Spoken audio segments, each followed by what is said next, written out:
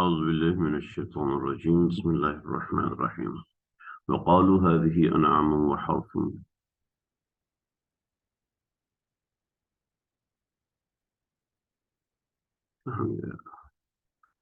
وقالوا هذه أنعام وحرث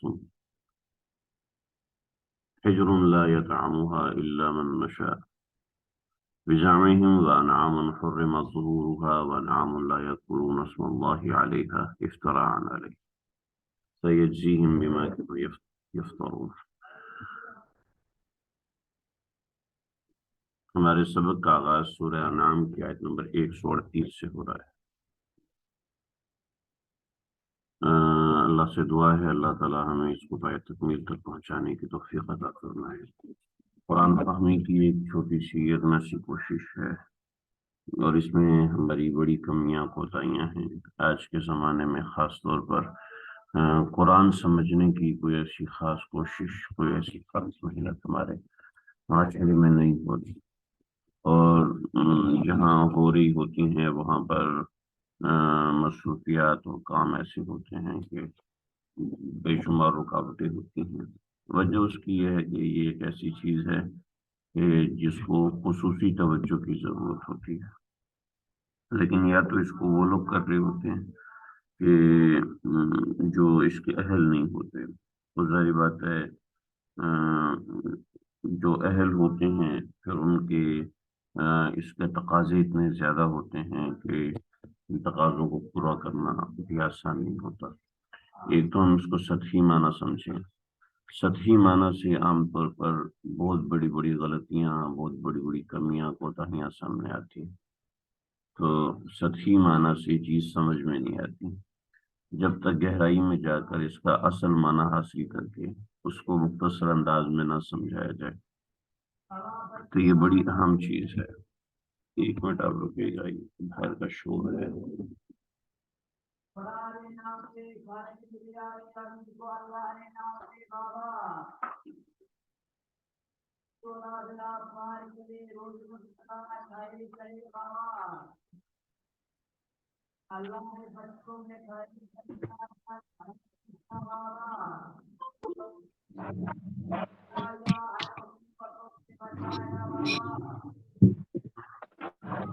تو یہ قرآن مجید جو ہے یہ معاشرے کے ناسور کو ختم کرنے کے لیے ہے، اور معاشرے کا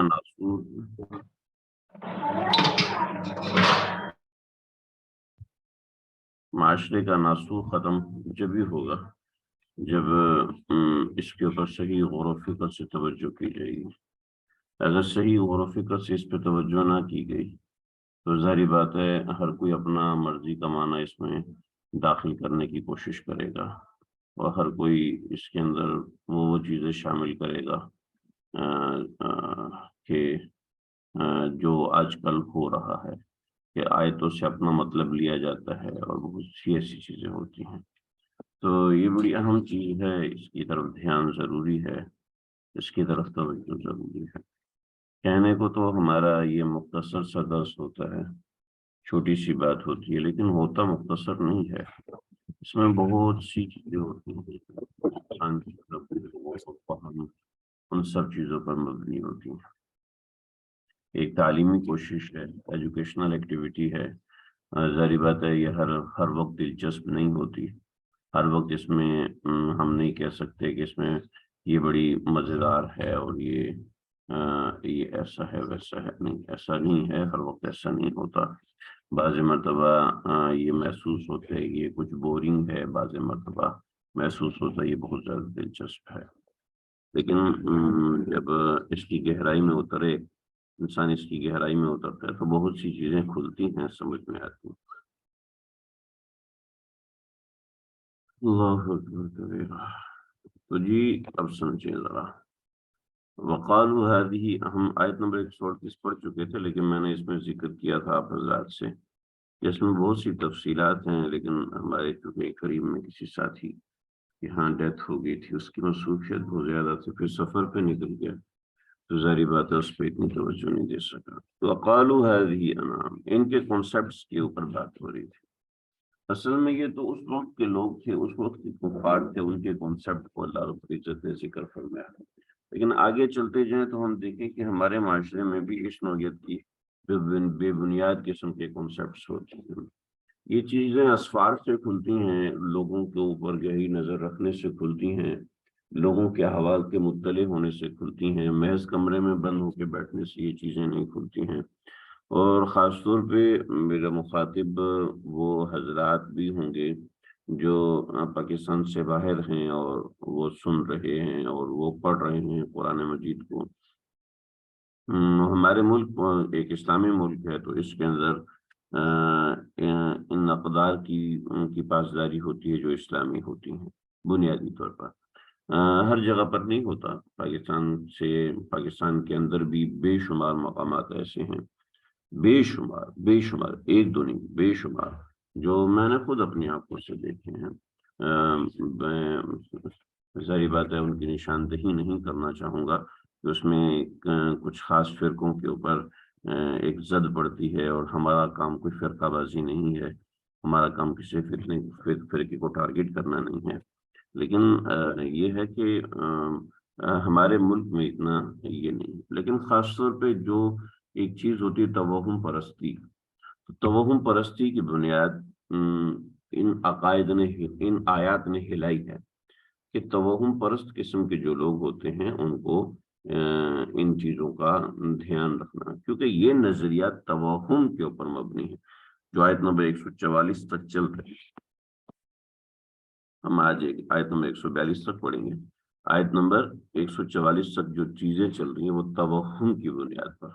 وقالو ہذہ انعام، یہ جو جانور ہیں، وحرث، اور یہ جو کھیتی ہے، حجر، یہ جو جانور ہیں یعنی ان کا ایک توہم تھا، ایک انہوں نے وہمی قسم کی چیز پالی ہوئی تھی۔ توہم کہتے ہیں کہ خیال کو اپنے ذہن میں پال لینا، ٹھیک ہے۔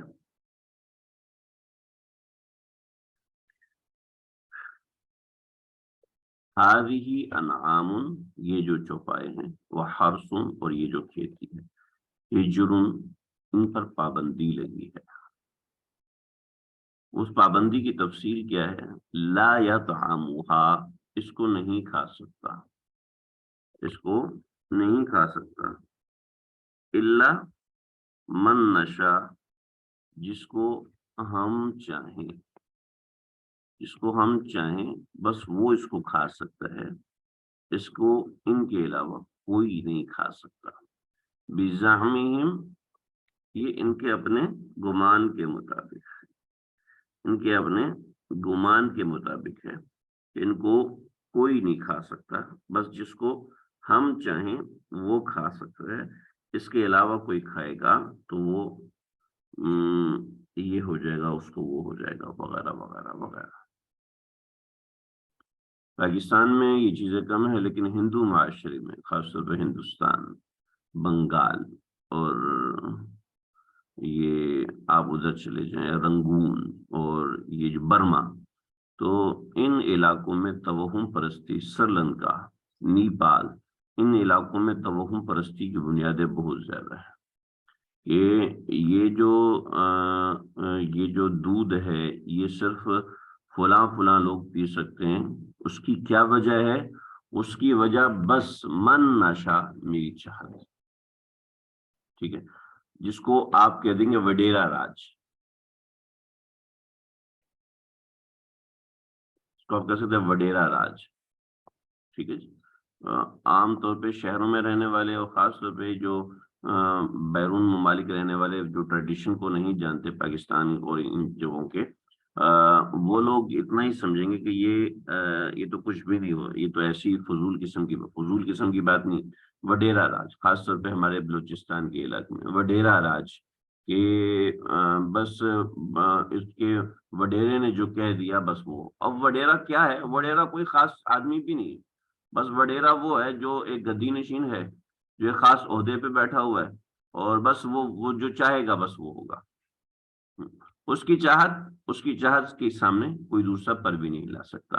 چنانچہ پاکستان اسلام کے اندر بھی ایک فرقہ ہے جس کو فرقہ باطنیہ کہتے ہیں۔ فرقہ نہیں، یعنی اسلام کے نام لیوا، فرقہ باطنیہ. فرقہ باطنیہ یہ چلے میں آپ کو بتاتا ہوں.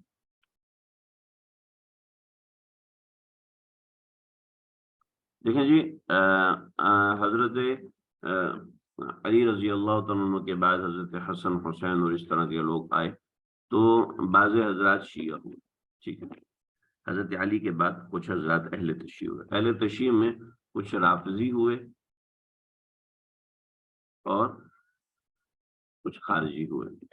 ٹھیک، روافظ تھے یعنی شیعہ حضرات جو صرف حضرت علی کو مانتے تھے، اس کے علاوہ سب کو. تو شیعہ حضرات کے ہاں جو تھے ایک امام تھے موسیٰ کاظم. ٹھیک ہے، موسیٰ کاظم یہ شیعوں کے امام تھے، غالباً 10ویں امام تھے یا 12ویں امام تھے.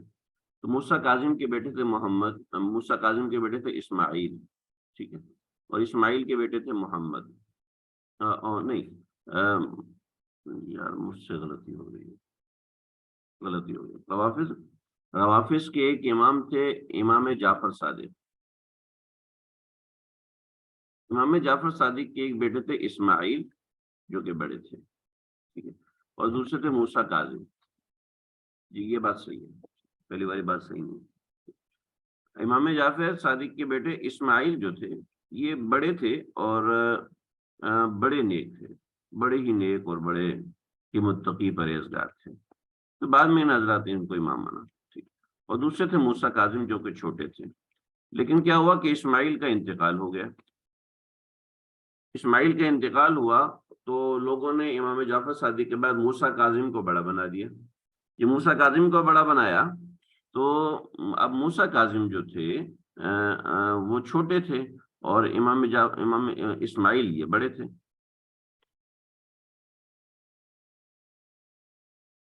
ٹھیک ہے جی، اب دیکھیں جی، اسماعیل بڑے تھے لیکن ان کا انتقال ہو چکا ہے، موسیٰ کاظم زندہ ہے. تو اہل تشیع حضرات نے ان کو امام بنا لیا.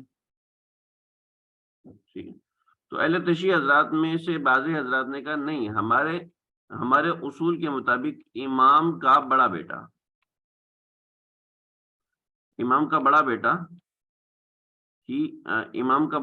ہی امام ہوتا ہے.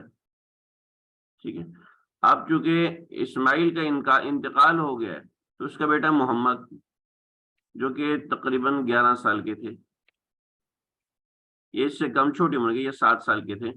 تو انہوں نے کہا جی ہم اس کو امام بناتے ہیں. تو انہوں نے کہا بھائی اس کو کیسے امام بنا سکتے ہیں، موسیٰ کاظم کو امام بناتے ہیں کیونکہ ابھی تو یہ زندہ ہے. انہوں نے کہا نہ ایسا نہیں ہوتا. تو یہاں سے جو نکلے ان کے نظریات اور بن گئے اور ان کے نظریات 12ویں امام پہ آ کے رک گئے.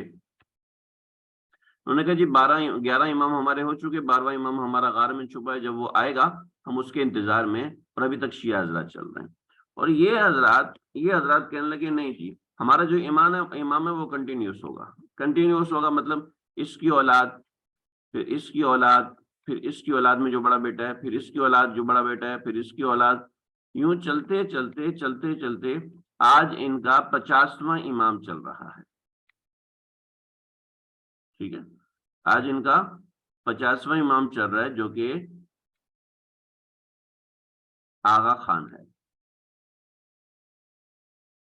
ٹھیک ہے جی، تو یہ ہیں اسماعیلی. ٹھیک ہے، اور یہ ہیں، ان کو اسماعیلی کہتے ہیں اور شیعہ حضرات کو کاظمی کہتے ہیں. ٹھیک ہے، اب ان کا جو عقیدہ ہے وہ کیا ہے، ان کو باطنی بھی کہتے ہیں. انہوں نے تاریخ میں بڑی تباہی مچائی ہے. خیر ان کو باطنی بھی کہتے ہیں. اب ان کو باطنی بھی کہتے ہیں، ان کو اسماعیلی بھی کہتے ہیں اور ان کو آج کے زمانے میں آغا خانی کہتے ہیں، اس لیے کہ ان کا امام آغا خان ہے.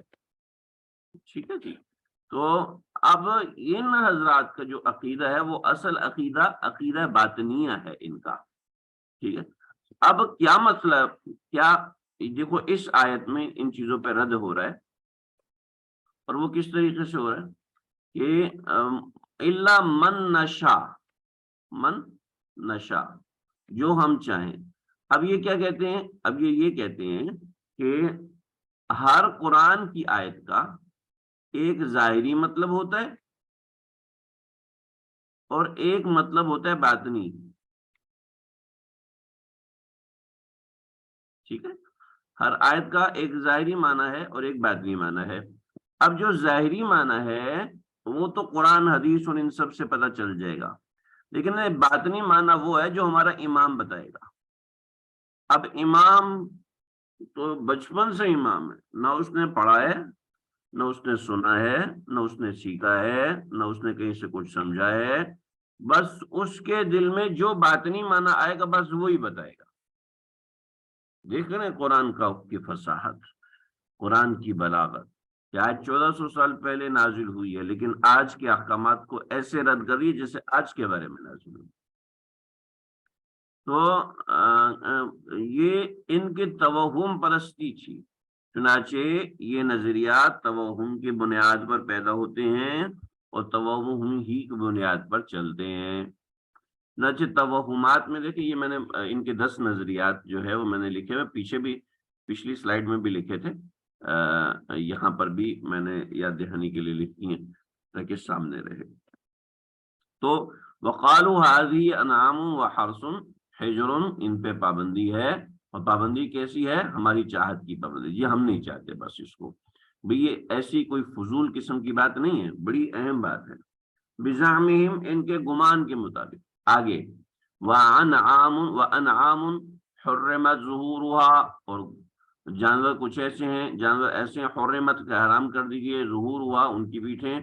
وانعام، اور دیکھیں یہ 6 نمبر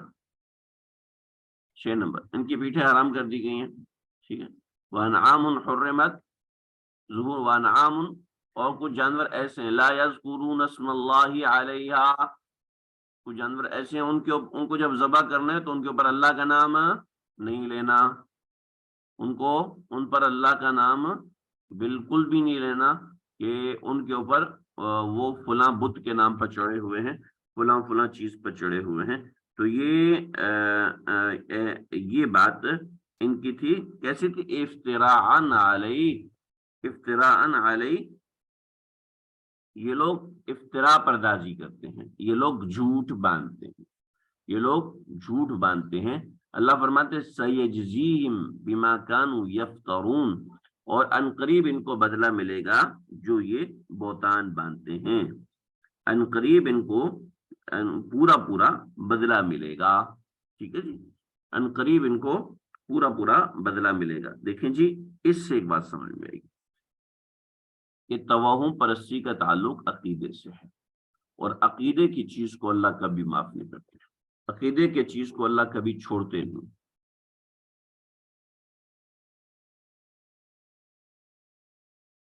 بھئی آپ حضرات کو آواز آ رہی ہے؟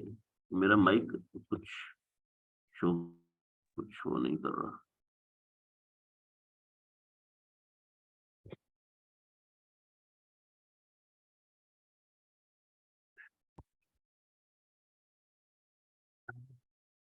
خیر پر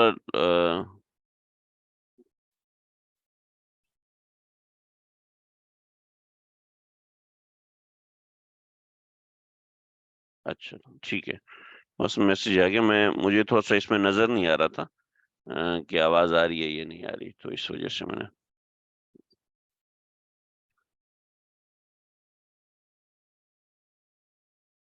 ٹھیک ہے بھائی، جزاک اللہ خیر. تو سیجزیہم بما کانوا یفترون، ان کو بدلہ دیا جائے گا. تو سمجھ لیں کہ ان کا جو عمل ہے وہ چھوڑنے کے قابل نہیں ہے. پھر اس کے اوپر آگے مزید، چنانچہ توہم پرستی کا نقصان ہوتا ہے، یہ یاد رکھیں.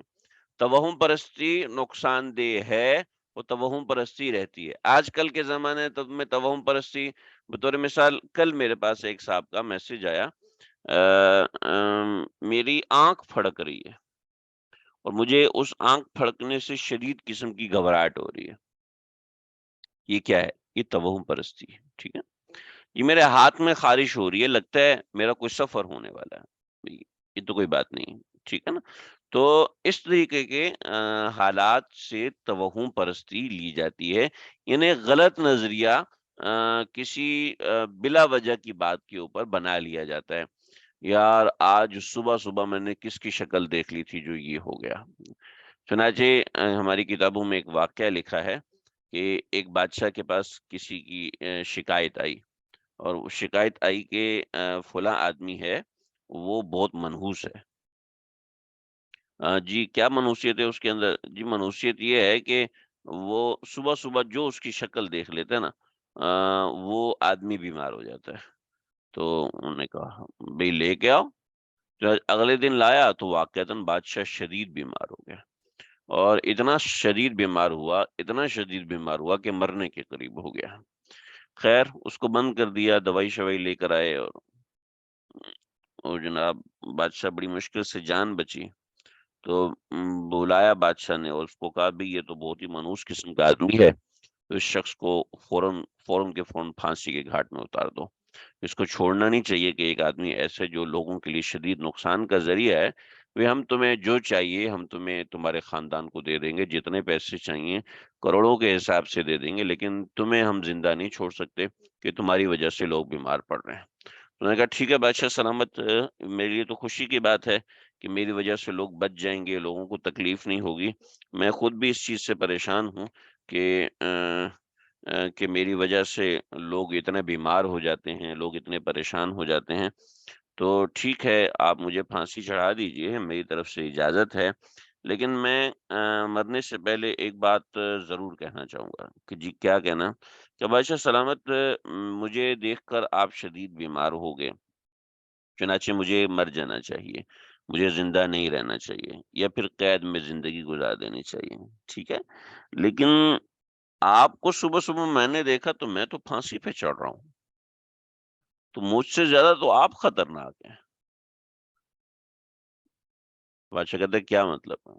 کہ بادشاہ سلامت جو بندہ یہ وہم پال کے مجھے دیکھے گا تو ضرور بیمار ہوگا، اور جو بندہ یہ وہم پال کے نہیں دیکھے گا تو وہ کبھی بھی بیمار نہیں ہوگا۔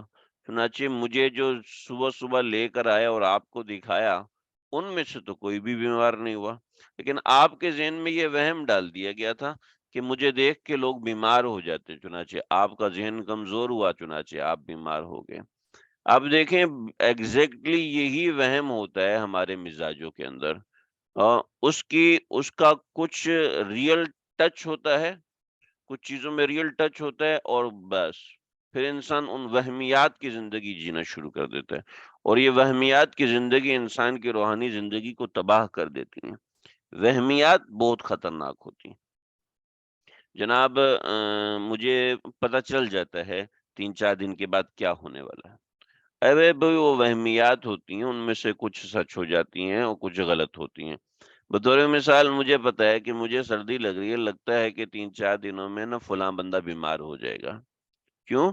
اس لیے کہ میں جانتا ہوں وہ مجھ سے زیادہ کمزور ہے، اس کو زیادہ سردی لگتی ہے، چنانچہ میں نے بول دیا، 3-4 دن میں دیکھا وہ بیمار ہو گیا، دیکھا میں نے بولا تھا نا۔ اب سب نے مجھے ملا کے پیر بنا دیا کہ جناب ان کو پہلے پتہ چل جاتا ہے، فلاں کے بارے میں بھی بتاؤ، فلاں کے بارے میں بھی بتاؤ، فلاں کے بارے میں بھی بتاؤ۔ یہ کیا بات ہوئی؟ یہ اس طرح کی فضول چیزوں میں پڑ جانا یہ دین کو برباد کر دیتا ہے۔ سَيَجْزِيهِمْ بِمَا كَانُوا يَفْتَرُونَ، جو یہ افتراء کر رہے ہیں نا اس کا ان قریب ان کو صلہ ملے گا۔ چنانچہ یہ صلہ ملتا ہے انسان کو جب انسان غلط توہمات میں پڑتا ہے، غلط چیزوں میں پڑتا ہے۔ بہت سے لوگ جی ہم نے اپنی آنکھوں سے دیکھی ہے، ہم نے کوئی ایسا ویسا نہیں، ہم نے تو اپنی آنکھوں سے دیکھا ہے، ایک ایک چیز واضح نظر آئی ہے۔ پھر فلاں بندے نے بھی جناب مجھے تصدیق کر دی ہے، فلاں فلاں معاملے میں بھی مجھے تصدیق ہو گئی ہے، جی میرے گھر میں تو جنات ہیں، اور اور میں نے جن کو اپنی آنکھوں سے فلاں بندے نے بول بھی دیا۔ مطلب یہ ہے کہ آپ کا وہم اتنا مضبوط تھا، بالکل یہی، بالکل قرآن کی آیات صاف صاف بول رہی ہیں، وہمیات کے اوپر زد مار رہی ہیں، جو ہم نے وہمیات کو سب کچھ بنایا ہوا ہے۔ تو اس کے اوپر بہت زور دے کے قرآن مجید جو ہے یہ ان سب چیزوں پہ روک لگایا ہوا۔ ہاں یہ جس نے سوال ہے بندش type of things are also assumptions جی بالکل ایسے ہی ہے، ازمپشن ہوتی ہیں، یہ انسان کے تصورات کے ساتھ کھیل رہے ہوتے ہیں اور انسان کے ذہن میں ایک وہم بٹھاتے ہیں، اس وہم سے وہ فائدہ اٹھاتے ہیں، اور بالکل یہ سب چیزیں اس طریقے سے ہوتی ہیں۔ ایک خاتون کا میرے پاس 1 سال پہلے فون آیا، مجھے جناب جنات جو ہیں وہ مجھے تنگ کرتے ہیں اور مجھے اٹھا کے لے جاتے ہیں۔ تو میں نے ان سے کہا کہ دیکھو، جہاں آپ چاہتی ہیں وہاں جنات لے کے ہاں جہاں میرا دل چاہتا ہے وہاں لے کے چلے جاتے ہیں۔ تو میں نے کہا کہ محترمہ آپ ایسا کیجیے گا، اس مرتبہ جب جنات آپ کو اٹھائیں تو ان سے کہنا کہ مجھے مسجد نبوی لے کر جائیں، وہاں کے لوگ بہت اچھے ہوتے ہیں، میرا فون نمبر اپنے پاس رکھنا، وہاں سے مجھے کسی کا نمبر لے کے فون کرنا۔ کہنے لگی جی ایسا کیسے ہو سکتا ہے؟ میں نے کہا آپ کا ذہن بھی نہیں مانتا یہ سب ہوتا ہے۔ میں نے کہا لیکن آپ نے اگلی مرتبہ مجھے وہاں سے فون کرنا ہے، کوئی بندہ آپ کو فون ضرور دے دے گا، آپ اگلی مرتبہ انہوں نے بتانے کی کوشش کی، میں نے کہا جی آپ نے مجھے فون کروایا؟ کہتے ہیں وہ تو میں کسی سے مانگ ہی نہیں سکی، سارے عربی بولتے ہیں۔ میں نے کہا سارے وہاں اردو بول رہے ہوتے ہیں، ایسی آپ بلا وجہ کی باتیں کر رہی ہیں، سارے وہاں اردو بول رہے ہوتے ہیں، آپ بلا وجہ عربی، کیونکہ آپ نے ذہن میں چونکہ پالا ہوا نا وہاں سارے عربی بول رہے ہوتے ہیں، تو اس وجہ سے آپ کو ایسے ہی محسوس ہوتا ہے۔ تو دیکھیں جی یہ افطرا ہے، افطرا۔ اب یقین کیجئے وہ کسی دوسرے شہر میں گئیں، پھر کسی دوسری جگہ پر گئیں، لاکھوں روپیہ اس کے اوپر لگایا، ٹھیک ہے، بلاخر ان کو بات سمجھ میں آئی، جھڑکنا شروع کیا، کرتے کرتے کرتے کرتے 1 سال ہوا، زندگی ان کی نارمل آئی، اور ابھی بھی مہینے میں ایک بار ان کو وہم ہو جاتا ہے جی وہ تو میرے اندر سے جنات نکل رہے ہیں اور میرے اندر سے جنات ایسا کر رہے ہیں اور ویسا کر رہے ہیں۔ عجیب عجیب وہمیات ہیں، بچے حافظ قرآن بن چکے ہیں، لیکن ابھی بھی عملیات کے چکر میں پڑے، جی میری زندگی میں بندش ہوئی بڑی ہے، بھی شادی تو آپ کی ہوگی، کون سی بندش رہے گی؟ جی وہ رزق میں بندش ہے، ماشاءاللہ گاڑی ہے، آپ کا ذاتی گھر ہے، آپ کے گھر میں کون سی بندش ہے آپ کے اوپر؟ نہیں جی وہ بچوں کے رشتے نے، بچوں کی عمر کیا ہے 16-17 سال، ابھی سے آپ کے بچوں کے رشتے آنا شروع ہو جائیں، بھئی یہ تو کوئی بات نہیں۔ دوسری یہ بات، آپ کے تو لڑکے ہیں تو لڑکے تو رشتے لے کر جاتے ہیں، لڑکیوں کے رشتے آتے تھوڑی ہیں، بھئی فضول قسم کی بات ہے۔ ابھی ان کو جوان تو ہونے دیں، اس کے بعد ان کو کام تو تلاش کرنے دیں، پھر دیکھنا خود ہی رشتے آئیں گے، تھوڑی سی چھوٹ دو وہ خود ہی رشتوں کو پکڑ کے گھر میں لے آئیں گے۔ تو ایسی بلا وجہ کی باتیں ہیں، وہمیات انسان جو پالتا ہے ریئلسٹک ہو کر نہیں سوچتا، اس سے بہت سی چیزیں ایسی ہو جاتی ہیں۔ چنانچہ اسی طرح کی وہمیت، وقالوا ما فی بطون هذه الانعام، ان جانوروں کے پیٹ میں جو کچھ ہے یعنی جو بچہ ہے، خالصۃ لذکورنا، یہ تو ہمارے مردوں کے لیے ہے، ومحرم علی ازواجنا، لیکن ہماری بیویوں پر حرام ہے، مردوں پر حلال ہے اور عورتوں پر حرام ہے، ٹھیک ہے۔ تو یہ بھی بنیاد وہمیات کے اوپر ہے۔ وَإِن يَكُن مَيْتَةً فَهُمْ فِيهِ شُرَكَاء، اور اگر وہ بچہ مردہ پیدا ہوا، تو فہم فی شرکا، تو اس میں فائدہ اٹھانے کے اندر یہ سب شریک ہیں، یعنی مرد عورت تمام شریک ہیں۔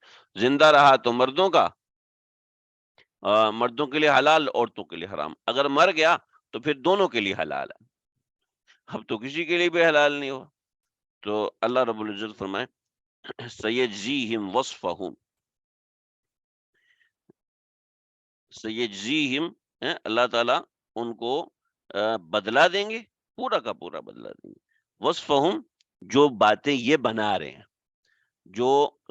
جو صفت یہ بنا رہے ہیں اپنی طرف سے، جانور ہے اس کی صفت یہ یعنی اس کی باتیں، انہو حکیم علیم، کیونکہ اللہ رب العزت خوب حکمت والا ہے اور خوب جانتا ہے کہ انہوں نے یہ کیوں کیا۔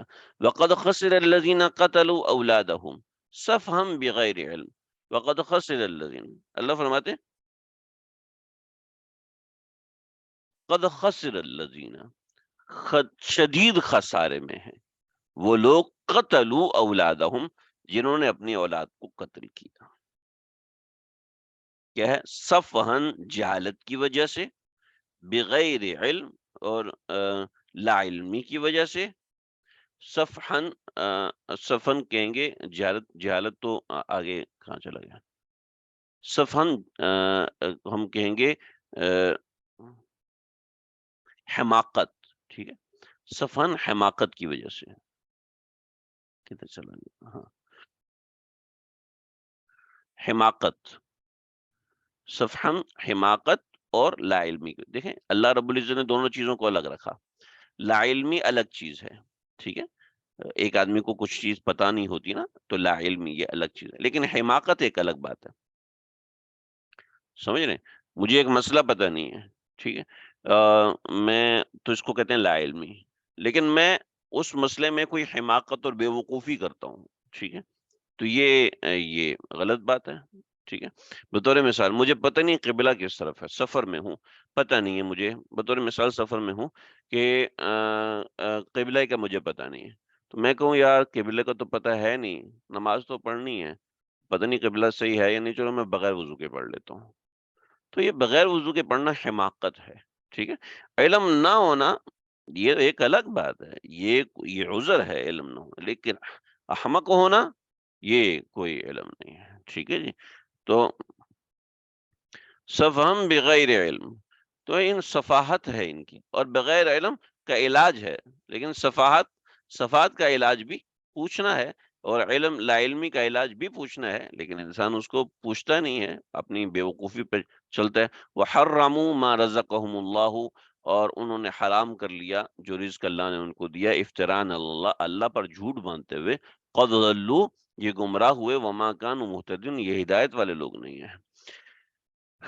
آگے جملہ معترضہ ہے، اس کے بعد انہی باتوں کو 2 آیتوں میں بیان کیا ہے، انشاءاللہ آئندہ پڑھیں گے. 42 تک پڑھنا تھا، بس 40 تک رکھتے ہیں، کیونکہ معروشات غیر معروشات کو بتانا ہے. پیچھے بھی بتایا تھا میں نے، یہاں دوبارہ بتانا کافی پرانا ہو گیا. اللہ تعالیٰ سمجھنے کی توفیق عطا فرمائے. کوئی آپ لوگوں کا سوال ہو تو کر سکتے ہیں. میری کوشش ہوگی ہم 15 منٹ پڑھیں، لیکن پابندی سے پڑھیں، کیونکہ ابھی میرا سامنے کوئی سفر نہیں ہے، کوئی ایسا انسیڈنٹ نہیں ہے، تو امید یہی ہے کہ انشاءاللہ میں پابندی سے کروں گا اس سبق کو. باقی آپ حضرات جو ہے کوشش کریں کہ اس کی پابندی ہو اسباق کی، اور جو بھی سبق ہو اس کو ساتھ ساتھ نوٹ کرتے رہیں. ایک بات یاد رکھیے گا، جب ہم یہ جو آن لائن پڑھتے رہتے ہیں، باقاعدہ کلاس لے لیتے ہیں، تو اس کا نعم البدل نہیں ہے. ریکارڈنگ کے ذریعے سے یہ چیز حاصل نہیں ہو سکتی. جو براہ راست پڑھنے سے برکت حاصل ہوتی ہے، براہ راست پڑھنے سے جو چیزیں سمجھ میں آتی ہیں، اس کا کوئی نعم البدل ہو نہیں سکتا. اتنی سی بات ذہن میں رکھیے. تو کوشش کریں کہ براہ راست ہی سبق لیا کریں، اور بعد میں اس کی ریکارڈنگ لینا بھی آسان ہوتا ہے. میں نے بھی جہاں جو چند ایک کورسز کیے، جہاں میں نے براہ راست کلاس لے لی، وہاں پر بڑا اچھا رہا، لیکن جہاں براہ راست کلاس رہے گی تو اس کی ریکارڈنگ سے وہ ازالہ نہیں ہوتا.